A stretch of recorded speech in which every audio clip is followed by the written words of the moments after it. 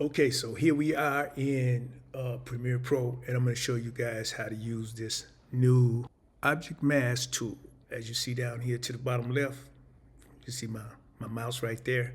That's my Object Mask tool. And for those of you that's looking for the masking tools that used to be in Premiere Pro in beta, you're gonna find it in here. So you double click on here and you see Object Mask tool, then your ellipse mask tool, your rectangular mask tool, and your pen mask tool, because you're gonna be looking for it in where it used to be in Premiere. And the effects controls, it's not in there anymore. It's right here with this new Object Mask tool. But anyway, we already have some footage in here that we downloaded, so I'm gonna bring her to the timeline. So we're gonna keep that existing. And now what we do is we go select our mask tool, which you see we already got selected. Now, as you see, I'm going to click on her, and then I'm gonna go up here to my effects control. So if you don't see your effects control, make sure you go up here. You can go to Windows and find your effects control, or you can reset your workspace and find your effects control. So now what I'm gonna do is tell it to track this young lady. So you got a tracker right here where it says tracker. Click that tracker, and we're gonna let that track. So it should track pretty fast, and as you see, it's tracking just her movements, her hair, and everything.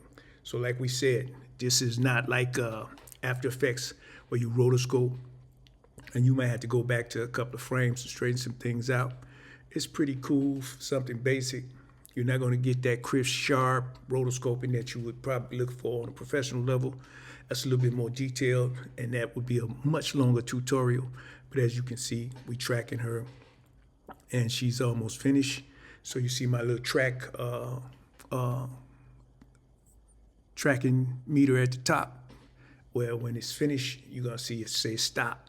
So it's telling us it's 15 frames per second, and it tells us sometimes how long we have left for our track. But as you see, we haven't lost the track yet. And if we did lose the track, I'm gonna show you once it stopped tracking, I'm gonna show you what you do about that. If it do lose, because sometimes you wanna do two or more than one person. So if it do stop tracking, then you can go down here. You see these two buttons here? Now I can go here and I can add to object, or I can subtract from object. Now, once you get your track done, don't think that it's just gonna automatically drop off into the alpha channel.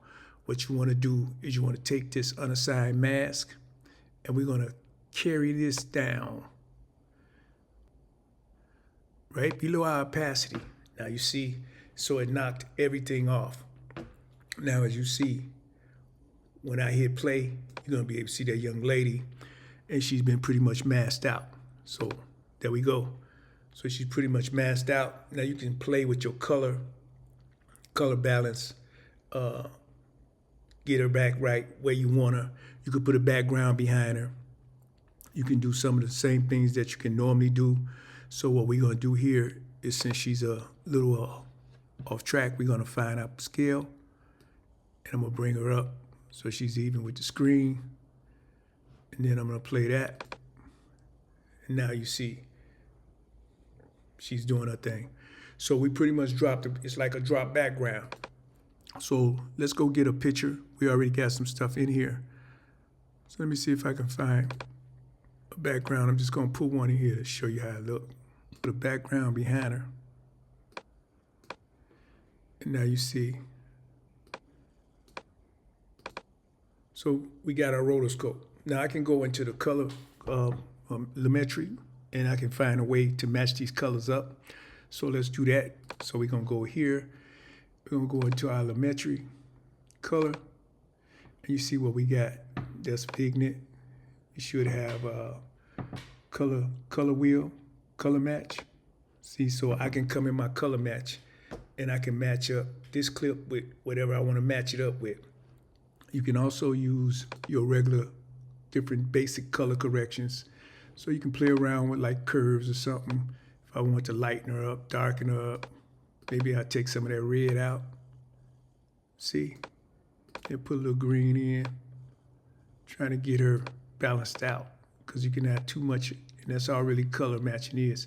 So if I got a good clip that I want to match this to, I can come in here and I can do the same thing. I can match that up. But I'm just want to show you this for lesson purposes, as you see. So now let me raise that up because I like my stuff to be pretty much squared as far as framing. So that way she won't be overlapping. So you see, I can put her in any environment that I want to put her in. So you can do that with anything. So like we say, it's not really a master rotoscoping tool, but you don't have to go through all of the different things that you normally have to go through in After Effects.